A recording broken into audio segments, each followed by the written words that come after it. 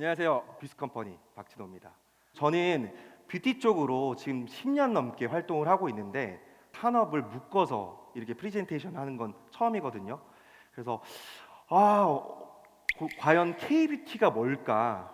이런 것들을 한 10년 넘게 연구를 하고 있고 지금도 더 알아가고 싶은 사람이라고 보시면 될 것 같고요. 간단하게 제 소개를 또 드리면은 유튜브 활동도 또 진행을 하고 있고 오늘 처음에 PT 하셨던 SBA 대표님하고도 같이 일을 하고 있어요. 서울 뷰티 도시 만들기 프로젝트를 또 진행을 하고 있고 각 산업의 여러 가지 역할들을 하려고 노력을 하고 있습니다. K-뷰티는 지금 사춘기가 딱 끝난 그 시점이라고 생각이 들고 이제 성인식을 해야 되는 그런 순간이라고 생각이 듭니다. 이런 것들을 알려면 아마 역사적인 부분부터 우리가 한번 다뤄볼 필요들이 사실 있을 것 같아요. 우리나라에서 되게 유명한 제조사 하면은 코스맥스, 콜마. 이 한국 콜마라는 회사가 최근에 전 세계에 있는 콜마의 상표권을 다 인수를 했어요. 근데 이 콜마라는 회사는 일본 콜마에서 기술을 배워온 회사거든요. 근데 그만큼 우리나라가 지금 파급력이 굉장히 세지고 있다. 그렇지만 이 역사적인 부분들을 한번 되돌아볼게요. 우리나라는 제조 중심의 성장을 했고요. 일본의 시세이도라는 회사들은 문화 중심의 성장을 했습니다. 이게 어떤 차이가 사실 있느냐고, 우리나라의 최초 화장품 혹시 뭔지 아세요? 우리 최초 화장품이 언제 나왔을까요? 1918년 박씨 집안의 분이라고 해가지고 박가분이라는 화장품이 처음 나왔어요. 지금이랑 또 마찬가지로 엄청나게 인기가 있었는데 납 중독 사건 때문에 이 화장품이 엄청나게 또 제재를 받는 사건들이 또 생겼고요. 우리나라는 6.25 전쟁 사건들이 사실 있었고 그 이후에 사람들은 미에 대한 관심이 굉장히 많았죠. 그리고 그때 미스 코리아라는 게 처음으로 생기게 됐고요. 그러다 보니까 이 서양 문물, 그러니까 서양 화장법에 굉장히 관심이 많아졌다고 합니다. 이때 유명했던 게 이제 마를린 monroe나 오드리 헵번 많이 들어보셨죠? 되게 원초적인 것 같아요. 결국은 이 뷰티라는 것 자체는 역사적인 배경을 봐도 우리가 동경하는 인물들이 분명히 존재를 해야지 이 뷰티 산업도 떠오를 수밖에 없구나라는 것들을 여기서 배울 수가 있을 것 같습니다.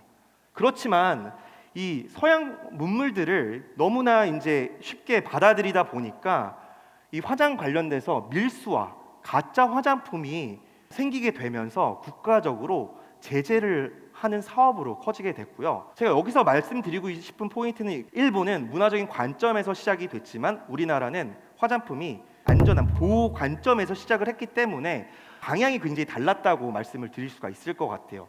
그래서 1960년대 아모레퍼시픽이라는 회사가 방판이라는 것들을 런칭을 하면서 이 화장법에 대한 교육과 화장품 사업을 이끌게 됐었죠. 그때 당시 때 이제 화장품이 이렇게 생겼고요. 일본의 화장품들과 좀 많이 다른 그런 디자인을 가지게 됐죠. 하지만 우리나라는 그렇지가 않아요. 우리나라는 아모레퍼시픽에서 만든 거의 모든 브랜드 자체가 포트폴리오가 하나밖에 없습니다. K컬처 기반의 브랜드인 거죠. 그렇기 때문에 이 문화적인 근간을 우리가 봐야지 오래 갈 수 있는데 그 부분이 앞으로 헤쳐나가야 될 우리 숙제가 아닐까라는 생각들이 들고요. 발전했었던 스토리들이 굉장히 다르기 때문에 과연 우리 뿌리는 뭘까 했었을 때 또 바뀔 수도 있을 것 같아요. 근데 저는 2023년에 생각하는 거는 K컬처 그리고 컨텐츠 이 두 가지의 K뷰티의 뿌리가 있다라고 저는 확신을 합니다. 그래서 저희가 지금 하는 것들은 SBA랑 서울 뷰티 도시 만들기 프로젝트를 독점 사업으로 진행을 하고 있고요. 여러분들 아시는 크리에이터들도 많이 있을 것 같은데 20명을 저희가 섭외를 해서 이 서울이라는 도시를 어떻게 하면은 뷰티 도시로 더 아름답게 컨텐츠화 시킬 수 있는 프로젝트를 맡아서 진행을 하고 있고 천안 지금 컬처 박람회 관련돼서도 이 지역적인 특색도 너무 중요하다고 저는 생각이 들고 있고요. 우리는 앞으로 또 어떤 걸 또 해야 될까? 잼버리들이 이제 상암에 왔죠. 다양한 연예인들이 왔는데 저는 그걸 딱 보면서 되게 신기했어요. 왜냐하면 사회를 보는데 한국말로 사회를 보는 거예요. 이게 메인이라는 거예요. 제가 어렸을 때는 외국인이 우리나라에 넘어온다고 하면은 내가 영어를 꼭 해야 되는지 알았거든요. 이러다가 세계 공허가 되는 거 아닌가 이런 생각도 한번 해봤고요. 이 컨텐츠 오늘 정의를 한번 내려드릴게요. 저는 컨텐츠는 사람의 시간을 뺏는 활동이라 생각이 들어요. 제가 유튜브를 하면서 예를 들면 100분 정도 있으면 제가 1시간을 뺐으면 100시간이 유튜브에 쌓이거든요. 우리가 한류가 K-팝이 전 세계에 퍼져 나가는 것도 되게 중요하지만 지금 중요한 거는 우리는 세계인들의 지금 시간을 사고 있다는 것 자체가 너무나 중요한 포인트인 것 같아요. 컨텐츠는 똑같은 컨텐츠가 나오면 재미가 없어요. 계속 새로워야 되고요. 계속 흥미가 있어야 되고 뭐 이런 것들을 오늘 말씀을 드리고 싶었습니다.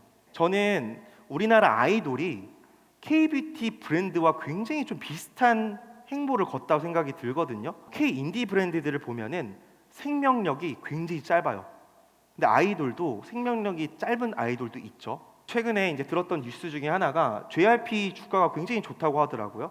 JYP에서 취하려는 전략들은 이제는 음원을 500만 장 팔아도 멜론에서 1등을 할 수 없는 그런 상황이기 때문에 정말 찐팬으로 장기적으로 갈 수 있는 지속 가능성이 유지가 될 수 있는 그런 전략을 사용한다고 하더라고요. 그렇기 때문에 아마 K-뷰티도 너무 반짝하는 것보다는 정말 아이돌과 비슷한 행보를 지금 걷고 있고 뭐 올리브영에서 1등을 해야 되는 거고 그리고 IP 컨텐츠 요즘에 뭐 닥터지 같은 경우 짱구랑 콜라보를 하고 있고 꾸루미랑 뭐 로맨이랑 콜라보를 하고 있고 굉장히 좀 비슷한 형태의 비즈니스를 좀 이루고 있는데 이런 팬덤 기반으로 가는 모델로 이루어졌으면 좋겠다는 생각을 했습니다. 우리가 너무 제조 관점에 보호 관점에 포커싱이 돼 있다 보니까 뷰티 브랜드들은 박람회 나가기 바쁘거든요. K-팝 관련된 분을 만났어요. 근데 그분이 얘기하는 게 연예인 메이크업 관련돼서 화장품 브랜드들이 어떻게 콜라보해야 될지 모르겠다. 이렇게 해서 한번 미팅을 한 적이 한번 있었어요. 그래서 아마도 지금 이 순간 되게 다양한 것들을 융합해서 해야 되는 그런 상황이라고 저는 생각이 사실 들고요. 근간을 이제 정리를 해보면 결국 컬처 컨텐츠를 일단 섞어야 되는 것 같아요. 저희가 올리브영을 분석하는 것 자체는요, 올리브영을 분석을 하면은 나머지 플랫폼들도 그대로 따라해요. 왜냐하면 올리브영 쪽에 MG 커버율이 80%가 넘고요, 전 국민의 20%를 점유를 하고 있는 그런 상황이거든요. 올리브영을 계속 분석해 나가는 이유들도 사실 여기에 있고요. 그렇지만 올리브영에서 하는 행보들 자체는 굉장히 컨텐츠에 포커싱이 많아졌어요. 지금은 제품을 마케팅을 하는 시대가 아니라 사람들의 니즈를 마케팅을 하고 컨텐츠로 승화를 시켜야 되는 상황이거든요. 예를 들면 8월이라고 하면은 제품을 마케팅을 하는 게 아니라 비도 오고 꿋꿋하고 그러다 보니 사람들은 어떤 게 필요할까? 그래서 지금 올리브영 쪽에서는 우산을 팔고 선풍기를 팔고 바디 미스크를 묶어서 팔아요. 그것도 또 하나의 컨텐츠가 되는 거죠. 이 뷰티라는 것 자체가 결국 컨텐츠, 한글, 뷰티, 푸드, 팝 다 섞을 수 있다 생각해요. 그리고 두 번째로는 라보에이치라는 그 헤어 브랜드가 칠성사이다랑 콜라보를 했습니다. 이 라보에이치 샴푸를 썼을 때 그 청량감을 어떻게 표현을 할까 해서 사이다랑 콜라보를 한 사례들이 사실 있었고요. 롬앤 같은 경우는 이 색조 관련돼서 얼마나 이 롬앤의 주시함을 또 표현할 수 있을까 해서 젤리랑 같이 콜라보를 하는 형태들이 있는 것 같습니다.